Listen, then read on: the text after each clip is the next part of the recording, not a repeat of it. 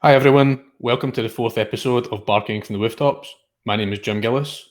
Today's guest, Kim Brophey, is an applied ethologist and certified dog behaviour consultant via the IAABC. Kim has an amazing set of credentials and achievements. Her book, Meet Your Dog, the game-changing guide to understanding your dog's behaviour, is excellent, and I would highly recommend it to both dog professionals and dog owners too. Kim is an applied ethologist, member of the International Society for Applied Ethology. She's owner of the awarded Dog Door Behaviour Centre. She's a board member of the Asheville Humane Society, a certified professional dog trainer, and member of the Association of Professional Dog Trainers. Kim has pioneered a comprehensive framework known as LEGS, which stands for Learning, Environment, Genetics, and Self. And this is to explain all four aspects of dogs' behaviour, which goes beyond the current ABA methods of evaluating behaviour and should prove a very interesting discussion. So today we're going to delve into this deeper by discussing bridging the world of ethology and applied behaviour analysis. Join me in welcoming Kim to the podcast. Hi, thanks for having me. Hi there, can you hear me okay? Yes, I can. Thank you. Great stuff, welcome to the show. Thanks for having me. This is very exciting, and it's fun to talk to someone with a Scottish accent. That's a new one for me, so this is super fun. Good stuff, and hopefully it goes down okay. Well, welcome to the show first of all, and thank you so much for doing this, Kim. I wonder if you could maybe just start with a little bit of background on yourself. How long have you been in dog training for, Kim? I've been doing this since I graduated in '99. So when I first graduated with my applied ethology degree, my first kind of professional application was as the executive director, and then also behavior program manager, because there was only like a staff of 3 for a very small rescue organization that was kind of riding the first wave of the no-kill movement. And so we were pulling dogs out of a traditional high kill shelter and then working with them behaviorally and then matchmaking them in homes. And so I did that for a few years before I decided I wanted to just focus on the behavior work side rather than the sheltering and rescue side professionally. And I've been doing it ever since as the dog door. Great stuff. And you have dogs yourself, Kim? Yes. Yeah, I have 3. I have a toy mix, a herding and natural dog mix. He's an American Eskimo and cattle dog mix. And then I have a 4-year-old Pyrenees Newfoundland mix, actually with a little bit of golden retriever in her. We just got our DNA test back. But good stuff. Yeah. And what are all their names? Casey is the big one, the Pyrenees Newfoundland, and then Rocky, or we call him Rock Lobster, is also like his full name or whatever, from when he was a puppy, because he was super snippy snappy, and so we called him a lobster. And he's the cattle dog American Eskimo mix, and then Prim, who my kids named because Hunger Games was a thing at the time that we got her, so named her after the sister. She is she's Primrose, and she's the toy poodle that I always thought was a Papillon mix, but we found out from her DNA test it's actually a toy poodle mix. Wow. And where can people find out more about you, Kim? You've got your own website, I believe, and that's dogdoorcanineservices.com. Am I right in saying? Yes, you can go to dogdoorcanineservices.com or dogdoorbehaviorcenter.com. Great. And you also have your book's website, don't you? Your awesome book, which we'll go through in depth. I can't wait to speak about it. But you have a dedicated website for your book, I believe. Yes, meetyourdogbook.com, I believe. And then I've got a Facebook page, and the Dog Door has a Facebook page, and I love to connect with other colleagues via the Facebook. Sure. And if I can just bring this up just to show people where they can purchase your book from. And this is a Kindle version of it, Kim, that's right. But you also do hardback version as well, yeah? Yeah, although the hardback is, I think, pretty much sold out, which is crazy. So there's going to be another printing, but they have to redesign it first because it was printed in a country where they won't allow the maps to be printed again because they don't agree with the reality of the maps. So if you have an original copy of the first printing, you have an exclusive little product there, but you can, I think, still get a few. I checked yesterday. I thought there were 5 left on Amazon. Wow. But the Kindle version, no problem. You can get that down. No problem. Yeah, you can get the Kindle version and also the audiobook. Oh, great. Oh, Audible, is it on? Yes. Oh, fantastic. Yeah. Great stuff. So I'd maybe like to start, and we'll definitely talk about your book, and I'm so keen to talk about the legs that you've developed. And I wonder if we can maybe start by defining applied behaviour analysis and then ethology, and having a chat about how you've been able to marry them together in your system. But maybe if we start with applied behavior analysis and just have a conversation around that, if you don't mind, Kim. Sure. Yeah. It's interesting because in my background in applied ethology, behaviorism and the applied behavior analysis model was a big part of my education, in applied ethology. And so, of course, understanding how to do a functional analysis of, the ABCs of behavior and what kind of stage setting antecedents, are presented that facilitate a particular behavior as those catalysts and then result in the consequence to either, sustain and reinforce or render ineffective or punish that behavior such that the animal then changes their behavior accordingly. And of course, within that, all of the other elements of behaviorism and the classical conditioning and, all of the other kind of, terminology and principles therein. That actually was when I came into the industry 20 years ago, both in terms of my education in college and then in terms of coming into the field. There was still a larger presence of ethology in the industry. And so I kind of went into it thinking that both of these things could play in the same field, and appreciating the role of both. But honestly, maybe a few years, maybe 3 or 4 years into my career, so in the early 2000s, there started to be a shift towards a kind of exclusivity around applied behavior analysis and behaviorism as almost the only valid science, and this kind of emphasis on the observable and then evidence-based. And so kind of data-driven, data-based science is being then considered the only kind of legitimate thing that we could talk about. Whereas a lot of the kinds of contributions of other natural sciences, such as ethology, are working from principles that, while not invisible across the board, across species, so it's not that they're really that abstract, they're principles that have been observed and are observable across species and have been for decades. We might not be observing them in our study of one, right? So there might be all these things going on under the hood that, again, have been historically documented, observed, phenomenon that we can definitely point to as consistent and universal. But at the same time, a lot of that doesn't fall readily into an exclusive applied behavior analysis framework where those are not considered kind of valid contributors or even points of discussion when we're talking about an animal's behavior, because we can't observe them now, and because we can't count them now. And that's where I got genuinely confused. I was just kind of like, wait a minute, why would these things not relate? Why would we just negate, the genetics of an animal and, the history of that animal and the whole concept of niche and habitat and, economy of behavior and affordances and the elemental relationship between an animal and their conditions in kind of a larger, more ultimate sense, evolutionarily, instead of what may have been an accidental hyperfixation on just the more immediate antecedents that present before behavior. And I don't know whether this is something that is true across the board in terms of the application of applied behavior analysis in other species. I can only speak to what I've experienced in the dog world. But in the dog world, it sure seems like there's been an increasing bias towards applied behavior analysis only, at the expense of these other really important disciplines. And that's why, like with the beyond the operant conversations, we're not trying to say that operant isn't a real thing and that applied behavior analysis is illegitimate at all. As a matter of fact, I can't see how we can work with behavior without all of those contributions of that field. But I also think it's really important that we can go beyond it. Sure. And you have your own YouTube channel called Beyond the Operant, which I absolutely love as a name. I think it's fantastic.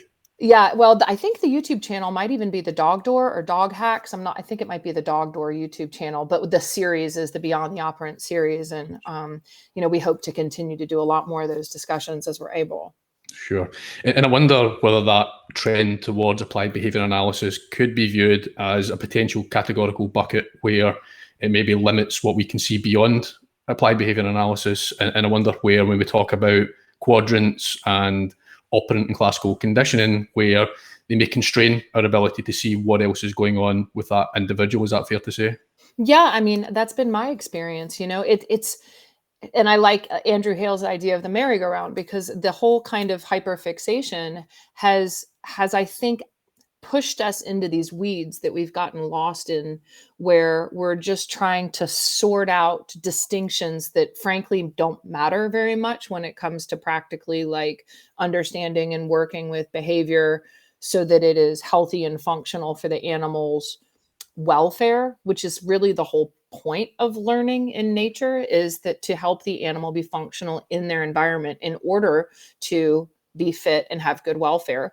And if they can't, then frankly, then they don't survive and reproduce. And so it's nature's own system for solving its own problems. And learning is a mechanism by which that evolution happens. And when we don't realize that that's the scope of what's actually happening as we're sitting there working with one behavior, and we're just focused on manipulating and changing behavior, especially to these kind of arbitrary standards of what we decide the dog should be doing or shouldn't be doing, we might actually be handicapping that animal in a variety of ways, from being able to acquire greater welfare for themselves in the conditions that they found themselves in. So it can get really sticky and overwhelming. And I do appreciate that that's maybe one of the reasons why we've had a tendency to fixate on behaviorism, is because it seems more tangible, more mathematical. We can use the concepts of operationalizing things to make things seem better organized and clearer. And so it's daunting when we say, well, there's this huge iceberg of an antecedent with all of these other, also ultimate factors that are facilitating behavior going on. I think people go, well, where do you put the factors? Like, how do I put it into the math? And sometimes the answer is that there's no good math there. Like it's not as clear as a mathematical equation. And that's okay. I think we have to get comfortable realizing that nature is not a problem we are going to solve in an equation. Nature is much more complicated than that. But legs, at least for me, one of the things that was valuable with coming up with the legs model is it at least gave us a way to talk about it, as opposed to just completely drowning in the, overwhelmment of all the different sciences. Yeah.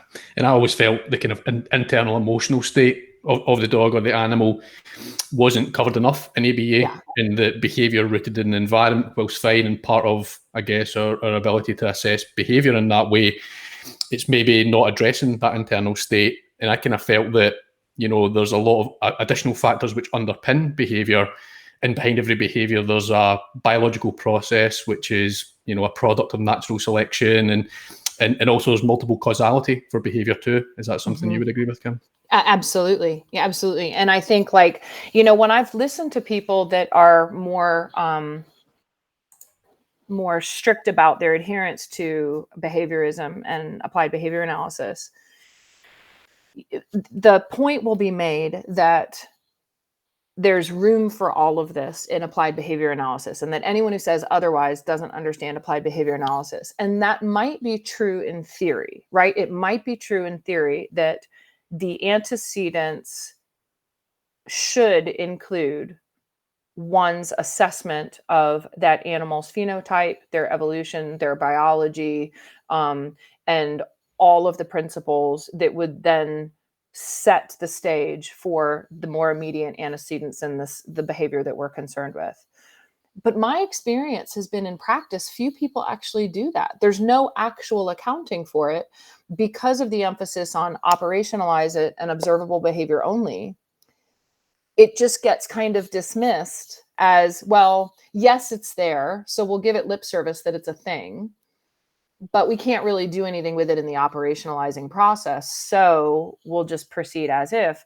And frankly, I feel like we're now seeing in the developed world anyway, kind of a reaching of this extreme boiling point for dogs in modern pet environments, where the greater reasons for their behavior problems are that which point to a dysfunction between the intended particular niche and habitat and what that animal's genetic phenotype, design, wiring is in the first place, such that they they don't function well together. And what happens for any animal when you put them in the wrong set of conditions is you get friction and dysfunction. So it's in a way, it's kind of a simple explanation for a lot of the behavior problems that we're seeing. But because no one's talking about it, we're almost going round and round trying to manipulate behavior, almost like it's in a vacuum that's disconnected from all of that. And that it's why we're failing, frankly. It's why most people are going through 2, 3, 4, 5, 6 trainers and then still having the problems they were having in the first place, because we're kind of tinkering around with that surface level of what's above the surface on the iceberg, what's perceivable and observable. But then if we're not getting down to the reasons beneath the surface, then we're not actually affecting what's going on for that animal. Like you said, I mean, the emotional state has a lot to do with how much of that dysfunction is happening. Absolutely. And you've kind of taken that one step further in ABA, which I absolutely love. And I would really like you to talk through your leg system. And we have the infographic here. And I wonder if I could pull it up, if you wouldn't mind Sure. running this through, Kim. Yeah, sure. This is an awesome infographic that my good friend Justine Sherman's just made for me with the family dog. And she was at the Wolf Park seminar a couple of weeks ago, and we talked about my concept of the antecedent iceberg. And she said, "You need an infograph for that." And then she very generously made this for us. But so, above we'll see the kind of traditional ABCs of behavior that we're all kind of accustomed to seeing. So antecedent behavior, consequence. And just for good measure, when we were kind of looking at the whole idea of doing this, I decided to see if one just Googles the ABCs of behavior, is it more commonly explained that the antecedent is the immediate preceding facilitator catalyst condition that triggers the behavior? Or is it more generally explained as including all of these other factors? And sadly, most of the things that I found, I think actually all of the things that I found just in a quick search, talked about them as the immediately preceding condition. And so I think that's the way that it's being taught largely. And maybe, again, if applied behavior analysis really wants to embrace the greater scope of the other sciences, then that's something that internally within that world maybe needs to be addressed if that's not how it's coming across. But one of the ways that I like to kind of connect the dots between ethology and behaviorism is with using the legs model to help us understand everything that's actually in that enormous iceberg of the A antecedent. So, of course, we have the animals, previous learning that they have had in their life. So what their experiences have been so far, what kinds of meanings and strategies they've picked up along the way, whether or not there's any trauma, whether or not they're even in a place to learn as a result of other factors. So what are the experiences of that animal in their personal life that are going to just collectively and then individually, depending on the behavior that we're concerned with, set the stage for what we're seeing now. So being able to just do some detective work through the L, the learning piece, is critical. And that part, I would say, more of us are accustomed to doing in the world of applied behavior analysis, to search through that component. The next two components are the ones that I think we most often ignore, the environment and the genetics. And ironically, those two things have a really intensive relationship between the two of them as far as how nature works, because the environment creates the pressures and the opportunities historically that create what that animal is genetically in response to those conditions. And so when we're looking at the environment that sets the stage of the antecedent for a particular dog we might be working with, we shouldn't just be looking at immediately what's happening in the environment right now before the behavior, but what's been happening lately in the environment. What are all the other players in the environment, the schedule, the stresses, the stimulation, the affordances, the outlets of expression for natural behavior, triggers, etc. And then even further back, what has that animal's environment been like in their life so far, even before they've been in this particular home and set of circumstances? Because that creates points of reference, either continuations or disparities for the animal, which can set up some cognitive dissonance for them. And then furthermore, back even before the animal's individual life, what was the original environment that this animal was selected to be a particular fit for? In the case of either purebreds or dogs with a large representation of a particular genetic group, what were the environmental specific conditions that that animal was developed to respond to and behave in, that will be working behind the scenes, despite what we're doing in our influence to create behaviors without that even going through frontal lobe processing for the animal. And then the genetics piece, of course, is whatever the historical environments kind of set the stage for this particular animal. In the case of artificial selection, sometimes that just might be what has the animal been bred for. And most people who think that they know what they're breeding for, if they're just breeding for temperament and pet companionship, if they're preserving breeds that have certain evolutionary behavioral niches, then they might still be breeding a dog for a genetic niche that no longer has the environment in which to express those behaviors. As a matter of fact, sometimes we have no acceptance of the behaviors that we've historically designed dogs for, but whatever those genetics are that they bring to the table literally set the stage for how they perceive and then respond to everything in their world. And all of that, again, is bypassing that frontal lobe and executive function. And so without an understanding of the relationship between the environment, current and past, and the genetics of this dog, current and past, then we're really going to miss the mark on what's happening for this particular dog now. And so when we're doing like our full course in this, my full legs applied ethology family dog mediation course, we go through all of this stuff in painstaking detail about how to learn to do the inventory at both those proximate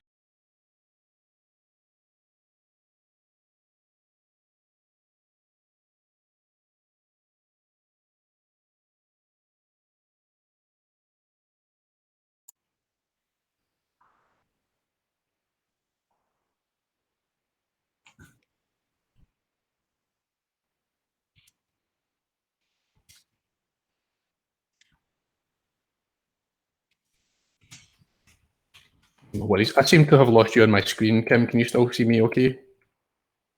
Yeah, that's strange. This happened the last time, so we'll persevere. But I seem to have lost you on my feed for some reason. Let me just check with the chat and see if that's happened with everyone else.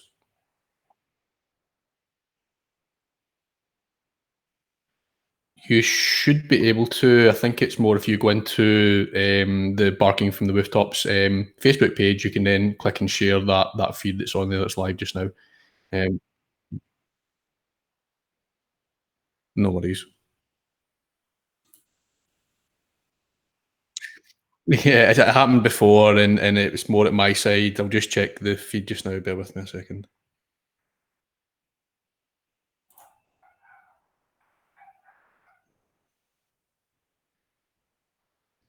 Yeah, I think we seem to have lost yourself. Kim, do you want to go back into your email and click on the link to rejoin, see if it lets you come back in?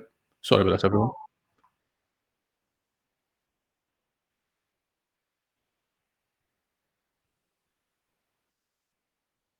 Yeah, if you leave this and then rejoin, that should help us. Thanks. Sorry, everyone, we're having some technical issues here.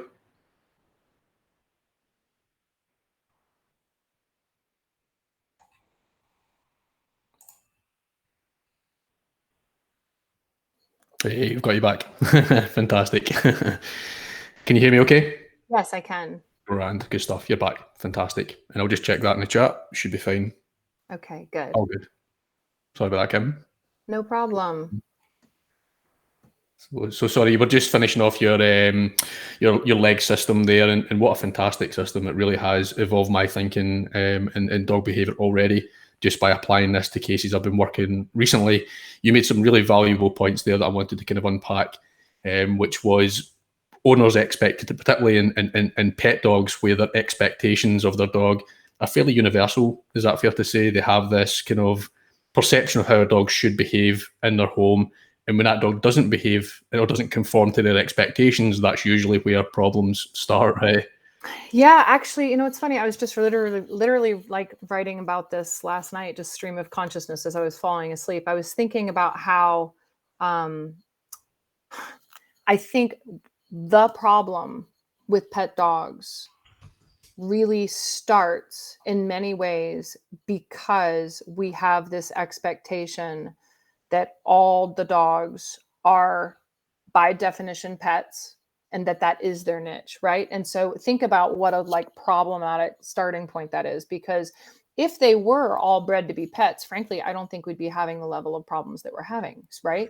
So the reality is that the pet industry started telling a lie about 40 years ago.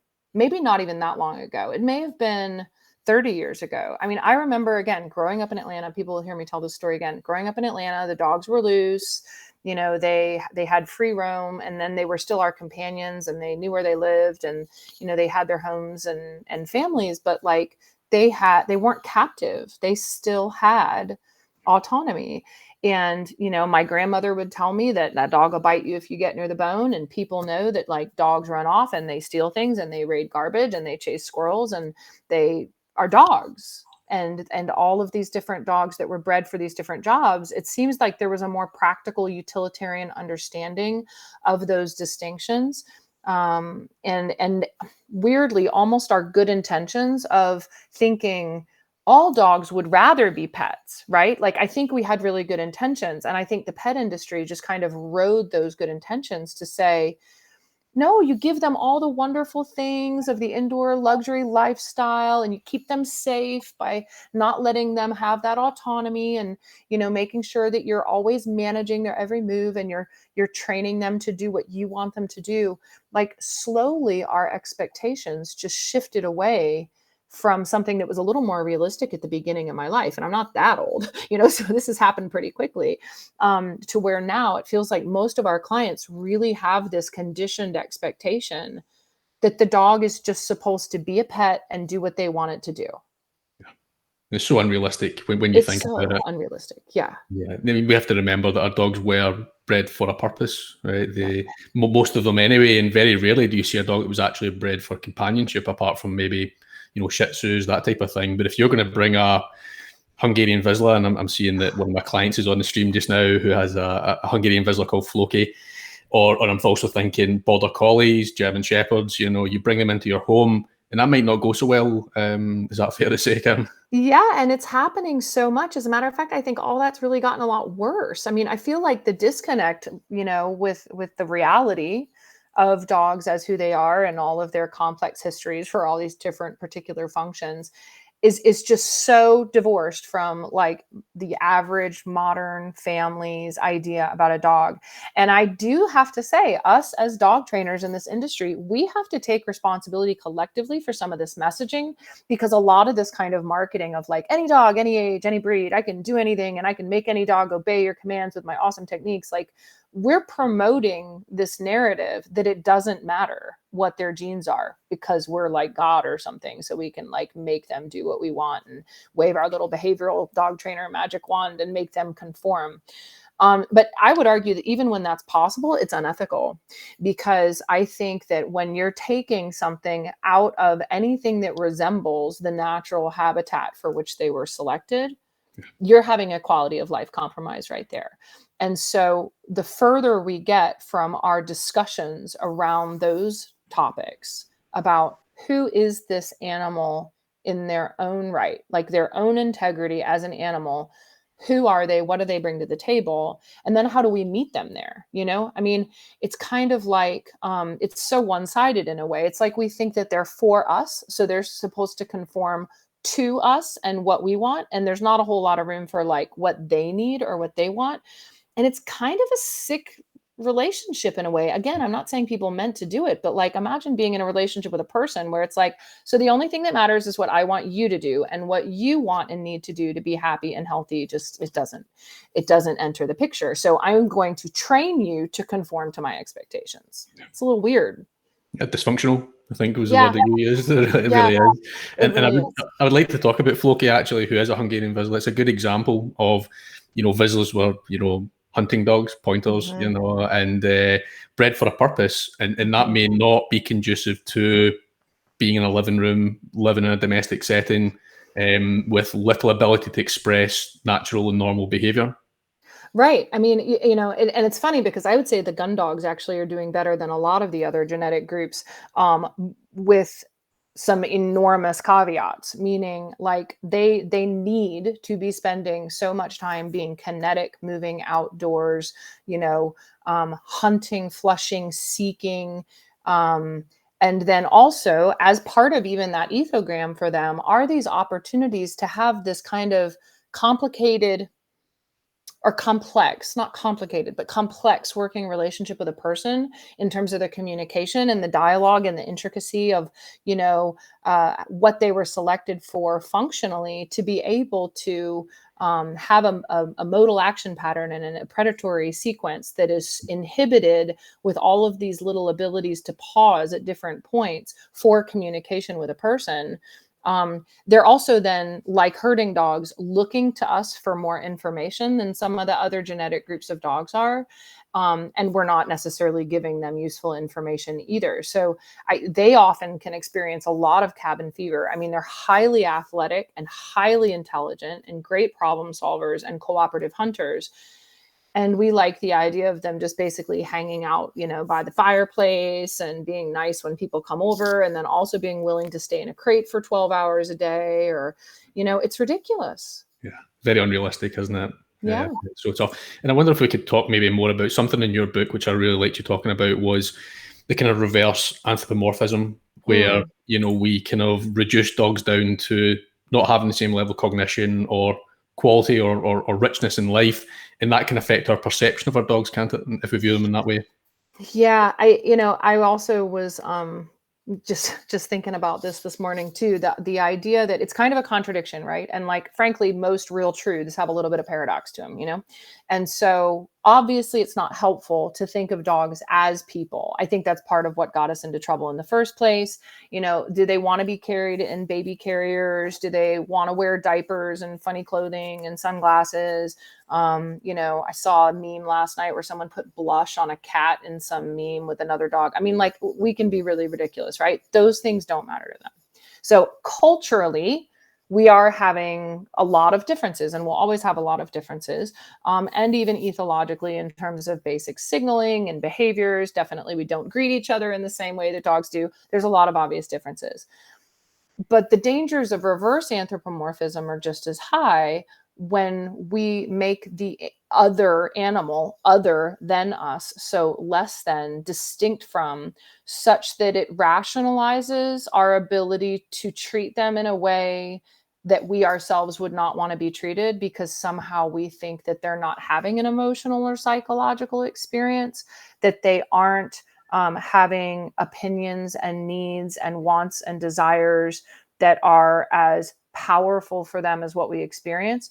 And they may not process those impulses or those feelings or those ideas in the same linguistic cognitive sense that we do, but it doesn't mean that they aren't, as well as every other animal, having such an experience. Hold on one second. No worries, no worries. Take your time. Yeah.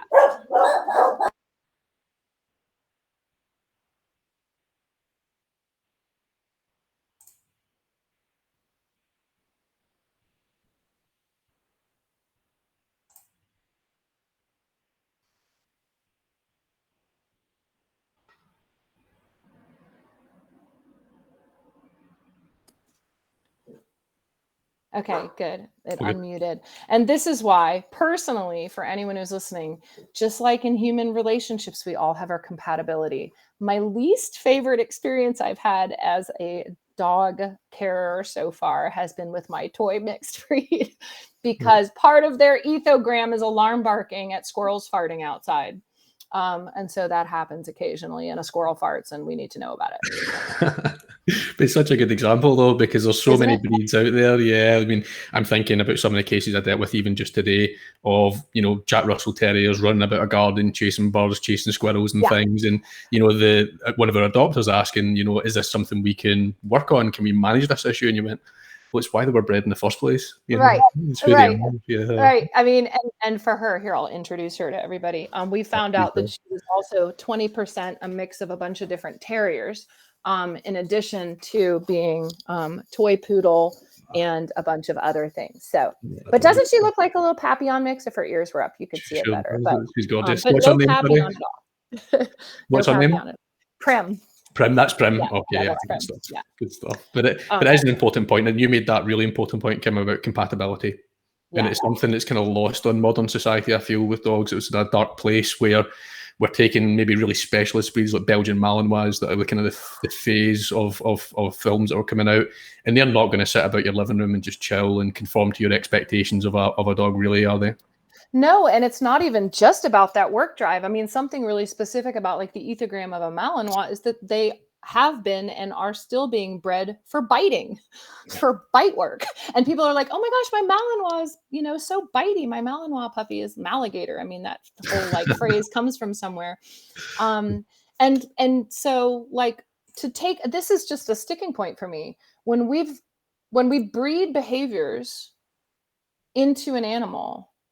It's so unethical to try to punish them or frankly even modify them away from those behaviors because the force of that instinct, if it's an instinct, that reinforcement history is so powerful relative to anything that we're going to introduce as a new kind of reinforcement history. And we're asking them just to kind of like cut that off, and they can't. And so even if they're able to suppress it, that comes with a cost to their welfare.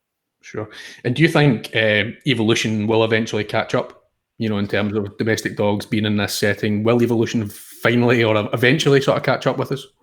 Well, I think in some way, shape, or form, nature always has her say. But it may be 100 or 1,000 years till we actually see that, and it could take a lot of the kinds of levels of disasters we're seeing now. When I look at the world and what's happening right now with the weather and viruses and everything, you just have to wonder, right, whether this is nature's checks and balances trying to solve some of these problems.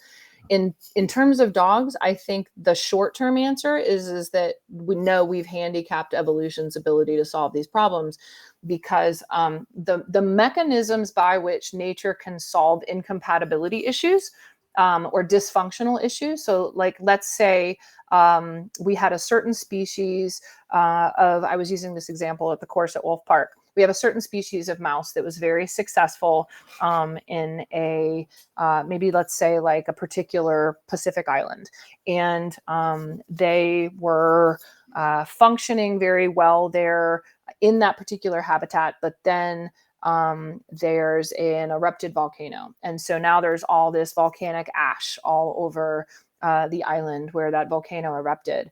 And so the mice had been kind of like a tan color, like tannish cream color, where they were able to camouflage successfully among the like forest floor or whatever that might be.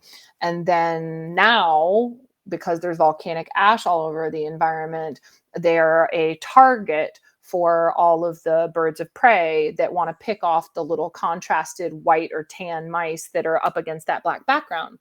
So the color that had been successful previously in those conditions is no longer functional and adaptive for those conditions because we had such a huge conditional change.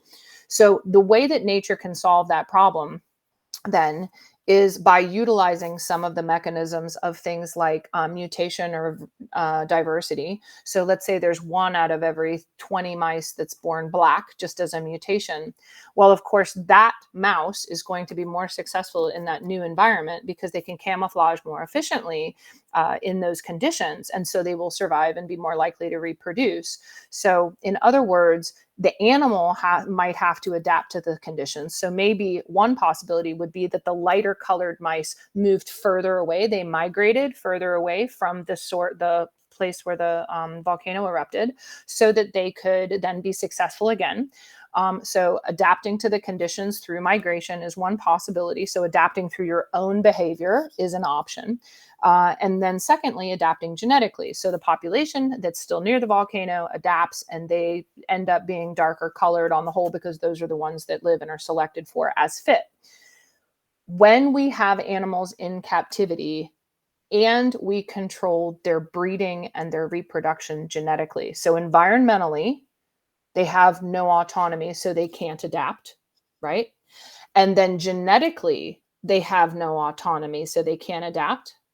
Everything I just described as nature's operating rules for adapt, migrate, or die, um, then it doesn't work basically. So like you can't adapt to the conditions, you can't migrate, and you can't as a species solve those own problems over generations. And so right now, what that means is that we have absolutely hobbled evolution in the pet dog population. Yeah, it's so tough on them, and it's hard to think of our companion animals as captive animals, isn't it? And I think the expectation from people is that they are pets and they come into our homes, but in reality, they don't have much choice in their life, and they are more akin to captive animals, right? Well, yeah, and I think, if we think about even what a definition of a pet is, they are captive, like I have kids, and over the course of their life, of course, they've brought home a variety of random little critters that they've wanted to keep in their rooms, and then we go through this whole thing of trying to make sure that they have an enriched habitat. And I'll tell you, none of those habitats were ever sufficient for any animal in captivity that I've ever had as a pet. Mhm. It's horrible. They suffer. And, at a certain point we were like, no more, we're not doing this. This isn't fair. We don't want to be a part of all this. Yes, the children love having pets. There's something about us that is, of course, really intrigued by it. I think because we're living in captivity, frankly, in some sense. I mean, not to the same exclusive sense of having lost our autonomy, but I think we feel a little disconnected from our roots and the natural world too. And something about bringing in a pet makes us feel reconnected with that. But it's selfish. It's one-sided. We're getting something out of that. That animal is probably not getting much out of that when they have lost all that autonomy. So I think the idea is that we're aiming towards a set of circumstances where, yes, the animal is a companion sharing life with us, and we get the part out of it that we were wanting and craving for that pet relationship, but they're also an equal party of value in the relationship, where we are, as we would with a child, responsible for meeting their psychological, behavioral, environmental needs.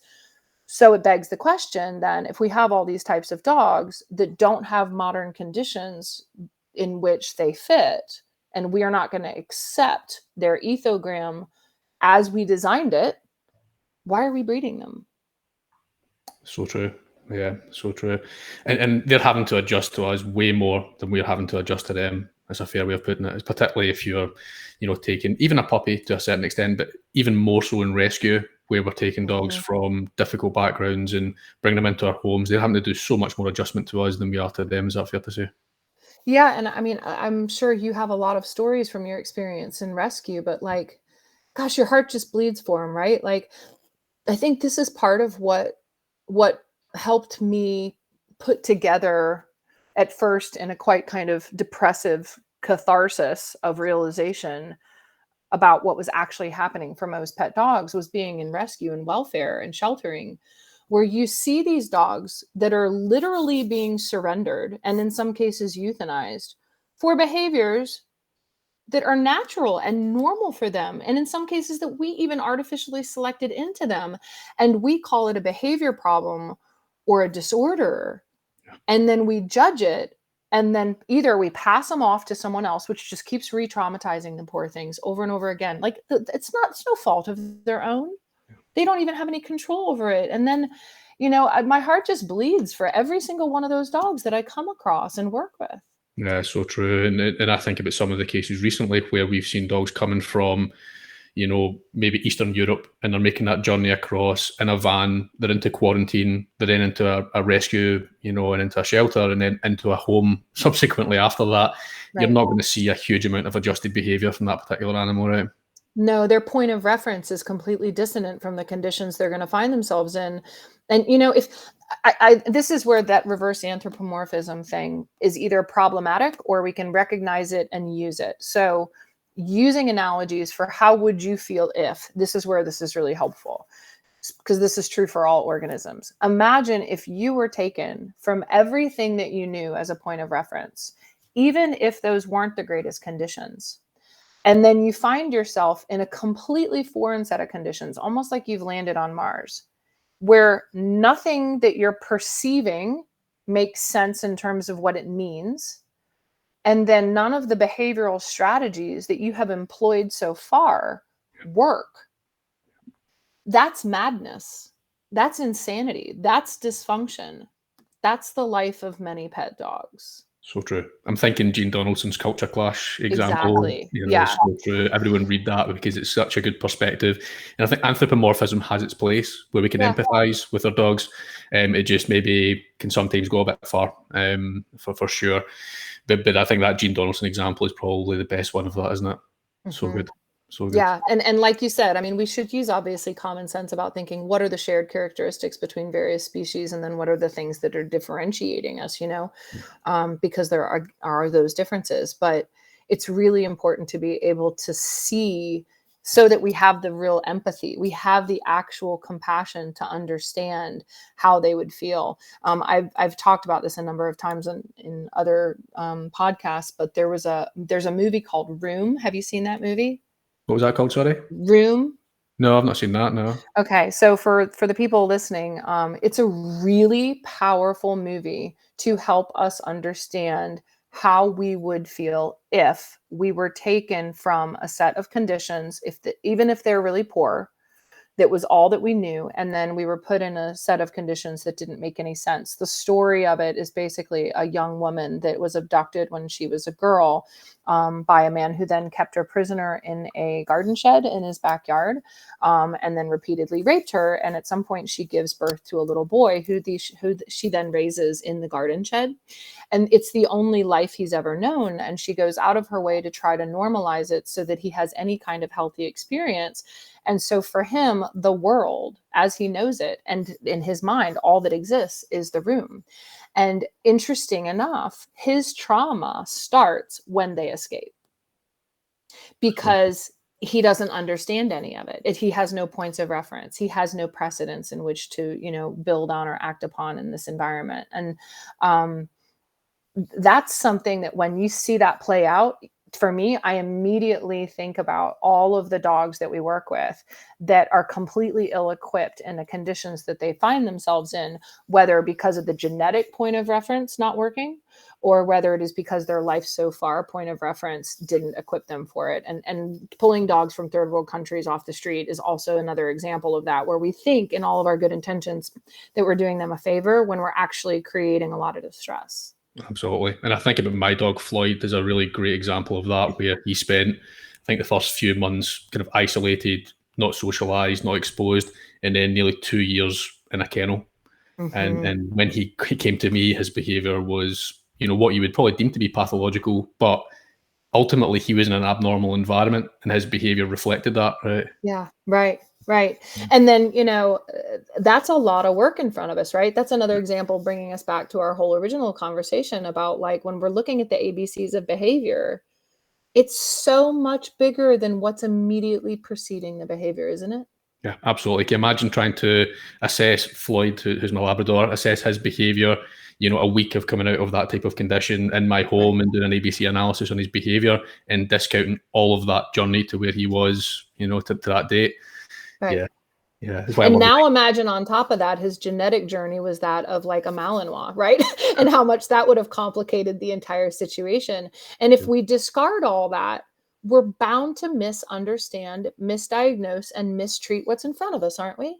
For sure. And behavior consultants it's a difficult position, isn't it, sometimes to be in, because you're expected to fix these issues. There's an expectation that you go in and you make things better and that you fix behavior, and there's that expectation placed on you. I find that quite challenging. I think in your podcast, I watched Andrew Hale talk lovely about this, about the expectation of taking that on board, of having to fix these issues where some of them might not be fixable, and it's not even really an appropriate term, right? Yeah, and that's why I'm kind of like, we need a new term even other than dog training, because I feel like the whole idea of dog training just immediately implies that it's our job to reprogram it and fix it. Yeah. And I think it's setting a cultural expectation of fix it. So I don't know whether family dog mediation feels like the fit for absolutely everybody, but for me, it's the best thing that I've come up with that says, our job is to come in, You've got this party and then you've got this party, and they have really different needs, and everybody gets to matter, and so everyone, we're just trying to get them to understand and perceive and respect each other for those differences, and then find a functional way for both of them to move forward. But that's really different than just putting the onus on us to train the dog so that it complies with their commands. Like, I hate that. I think it's so unhelpful. Yeah, it really is. It's such a tough expectation to place on someone anyway, but we have a lot of TV shows that kind of set that expectation, isn't that fair? That in comes the magic behaviour consultant, Right. and everything's fine, and we can sort of fix all these issues. And I think it's so unfair, both on the client expectation and ultimately on the dog itself. And it's actually, to your point there, it's not fair for the public either. I don't blame the public. That's another problematic fallout that we're creating as professionals in this industry, is we say, okay, well, it's not the dog and it's not me because I'm giving you all these instructions or whatever, and you're not following it. And the client then has all of these really unrealistic expectations and they won't do the work. Well, where did they get those expectations in the first place? Who put those in their mind? Culture. What part of culture? Pretty much the pet industry, and yes, television, but like, the pet industry is part of the problem. It's a big part of the problem because we either challenge the narrative with confidence and say that's not realistic, or we accidentally endorse it just by participating in it. Yeah, and it's like the myth. It's kind of like it's all how you raise them, and it's so false. It's so Right. false.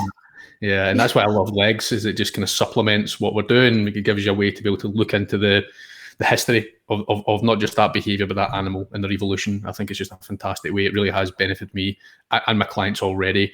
And so much of the behaviour consultant's role now is not necessarily about training behaviours, right? It's trying to synergize, trying to bring harmony in the relationship. And I had Suzanne Clothier on last week, who was talking about, relationship centred training, which I absolutely love.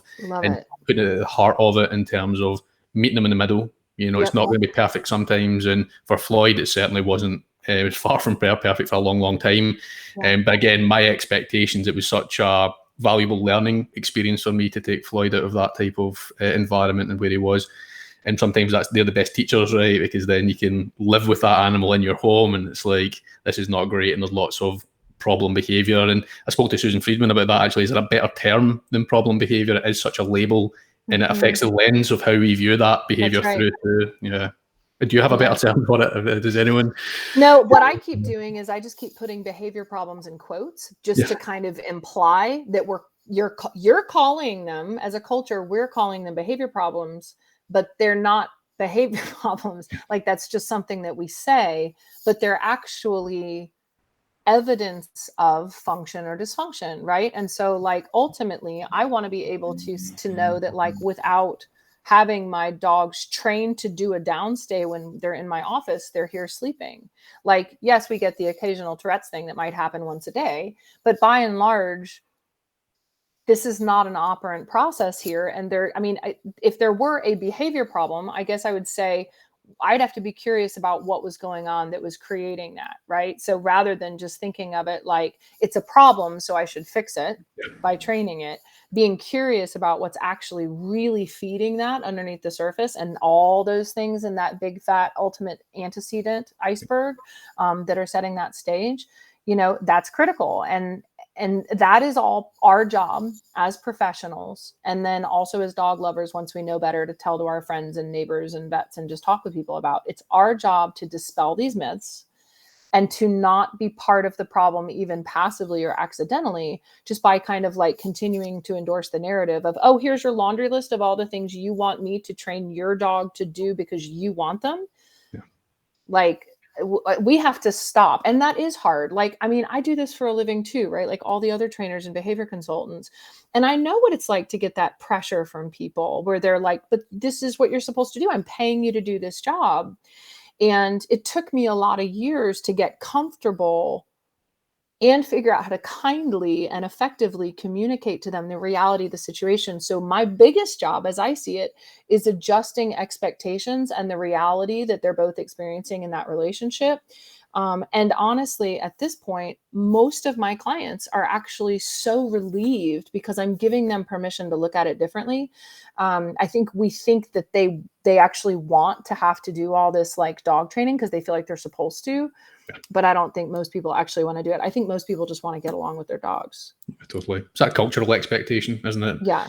This is how my dog should behave on walks. They should walk one pace off to the right-hand side, looking at me and making eye contact and doing all these kind of lovely obedience behaviors. And I don't really like that term that much either now of obedience. It's not particularly, I don't think that appropriate. And I agree, most of the time is spent with empathizing with the client and then bringing them into a set of, I guess, realistic goals with their dogs so that they can have some harmony in the relationship in the household. And I really think about aggression when you're talking about this kind of stuff, because it's so prevalent, aggression, and so widely misunderstood. And I think a lot of people think, this is genetic, this is a genetic trait within my dog, whereas we're trying to adjust it to say, look, it is a normal behavioral response. It is a behavioral strategy. Is that fair to say? It has a genetic component like all behavior, but ultimately it's a strategy. Is that right? Yeah, aggression is functional in nature, and particularly ritualized aggression is functional in nature. And so, there's so many layers to the kinds of aggression that we perceive and experience with our dogs. Some of them being things that the dog isn't even experiencing as aggression, but just modal action patterns, whether it's a modified predatory sequence for hunting or herding or whatever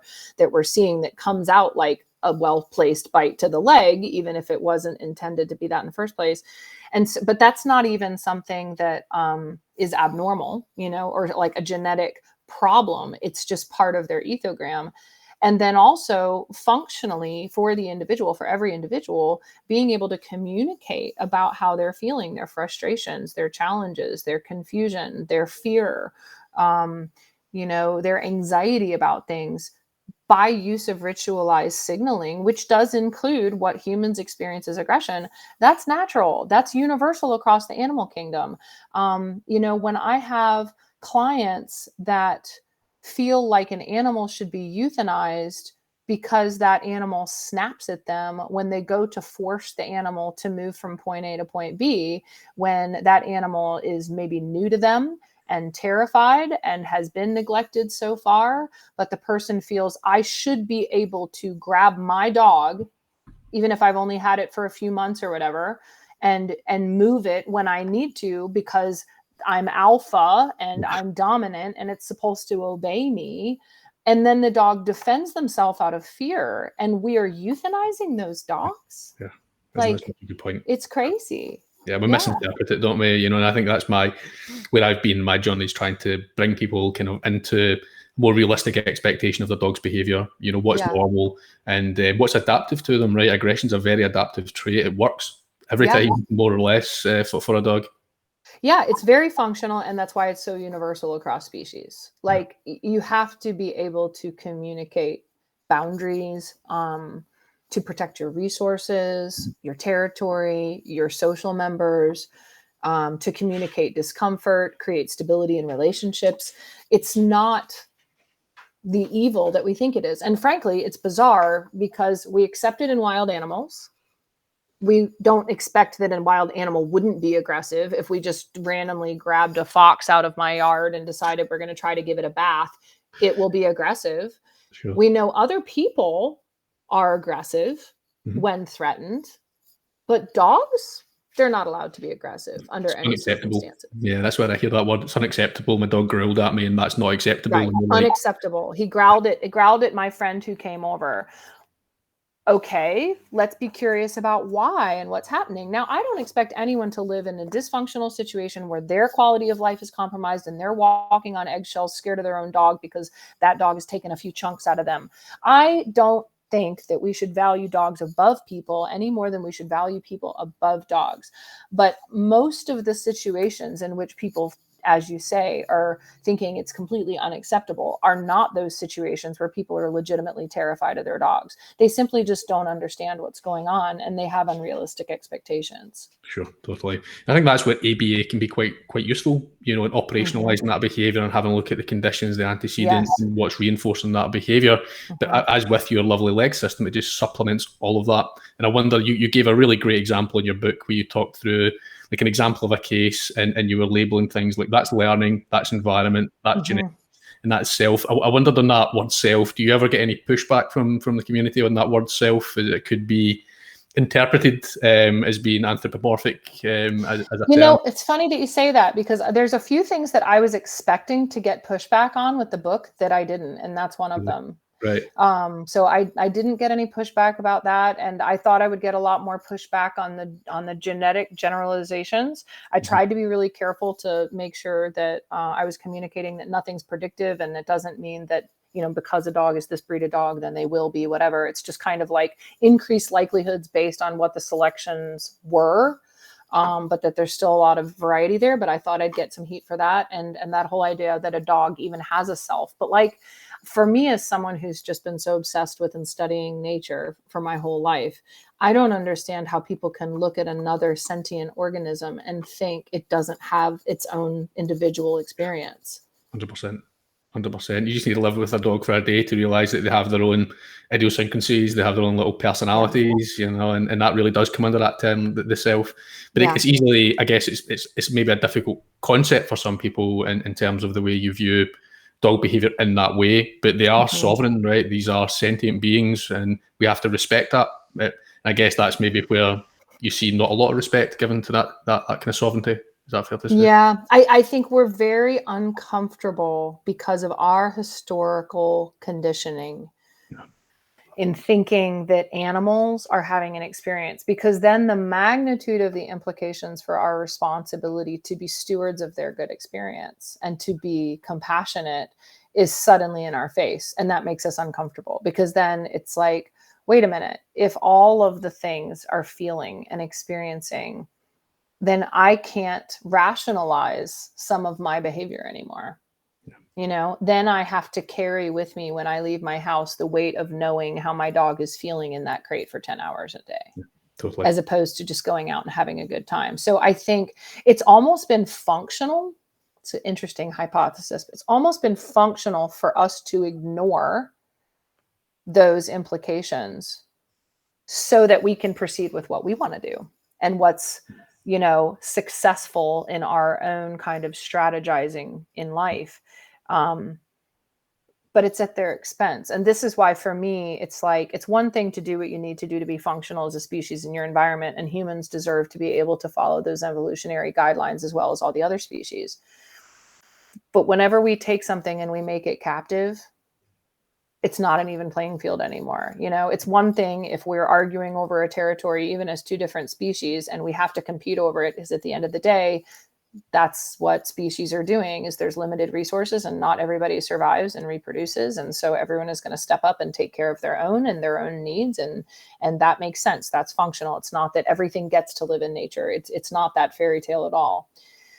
But it's so different when we have completely hijacked the experience of another organism, put it in a box, literally and figuratively, and said, you get no agency. In other words, you get no life. And I know that most people are not intending to do that. And I'm not here to try to make the general public feel bad about it. Like, it is nobody's fault. It's a collective thing that has happened that now we have to just recognize so that we can shift. Because I think most people don't want that for our dogs. People love their pets. They love their dogs. It is one of the only industries that has not remotely taken a hit in the last 4 decades. It just continues to go up and up. People will spend money on their dogs, even when they don't spend money on themselves. So we clearly love them, but there's so much perpetual misunderstanding happening that I think the public is legit confused, thinking, well, why is it not working when I've hired 5 trainers? And they think the trainer is somehow failing, and everything that they're hearing, reading, seeing online, etc., is all confusing them all the more, and none of it's really pointing to this central problem. It's so difficult for people, isn't it? I really feel for them in terms of trying to research dog training methods.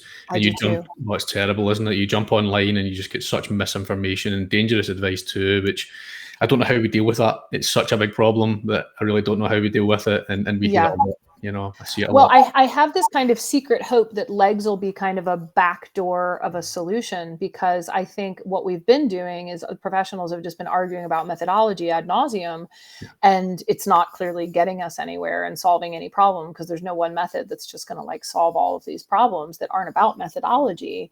And I kind of am hoping that the implications of accepting legs, whatever someone's current methodology is, starts to make them completely revolutionize their own practice away from a strictly operant paradigm anyway, so that they get so good at looking at the why and understanding the reasons for behavior that they can address those fundamental needs much more effectively, and working even with the client expectations, such that oftentimes it renders training obsolete. You don't even have to do it. Sure. And I'm trying to think about cases recently where I've actually went in and trained an operant behaviour. It's actually quite rare now, unless somebody has a very specific need. They contact me about, poor recall. But even then, or walking nicely on lead, it's never as simple as that, really. Mm-hmm. They contact you about there's so many factors underpinning that it turns into a behaviour case anyway. Yeah. So you right. get More and more, right? I mean, you've been doing this for quite some time too. And doesn't it seem like the behavior cases are like much higher now than they used to be? It used to be like the dysfunctional behavior was maybe like just a smaller percentage of the calls we would get. And now it seems like the majority. Explosion. Yeah. An epidemic potentially, and behaviour problems coming through. And, we're thinking about areas like particularly separation related behaviours that we're seeing a spike in UK anyway, due to lockdown. I'm sure you are too. And a lot of the queries I'm getting is like, I've had my dog for a year, they were a lockdown puppy, I've now left them for half an hour and they've lost their mind, and it's like, well, yeah, that's not going to be easy to treat. Right. Yeah. And again, we just have to completely redefine our entire approach just to be more comprehensive. And so, I know that you feel the same way, but I think it's so important just for me to say again, nothing about anything I'm trying to do with legs is against applied behavior analysis or behaviorism. I embrace it 100%. I just think that we have to step back and pull back our perception to be able to integrate all these other sciences. I completely agree. And ABA has its place, and it's forensic, and it is precise. Yeah, it's like you maybe view it as a kind of micro analysis in ABA, but legs is a macro analysis. It's everything else. It's all the other factors. And I think that's a really nice way of looking at it. And I thought about that. And it's something I'll be promoting. And as I say, it's helped me so much in recent cases understand where the origins of those behaviours are coming from, not just from an operant perspective. So I'll thank you for that, and I'll be promoting it as much as I can. And I'd recommend to everyone to pick up your book. I thought it was fantastic. I think, not just for dog professionals, but for owners themselves to understand what's going on with their dog can only be a good thing, Kim. So fantastic job on the book. And I appreciate we've been over an hour now, and we're probably coming to a natural conclusion there. All I'll say is it's been fantastic speaking to you. Thank you so much. And as I'll continue to promote the leg system and your book also. Thank you. Thank you very much for your time. And in the chat, if you could just show Kim some love, I'm sure you will anyway. Fantastic stuff, Kim. Okay. Yeah. Thank you so much. This has just been a blast. You're more than welcome. I'll speak to you soon. All right. Take care. Bye for now. Bye. Bye.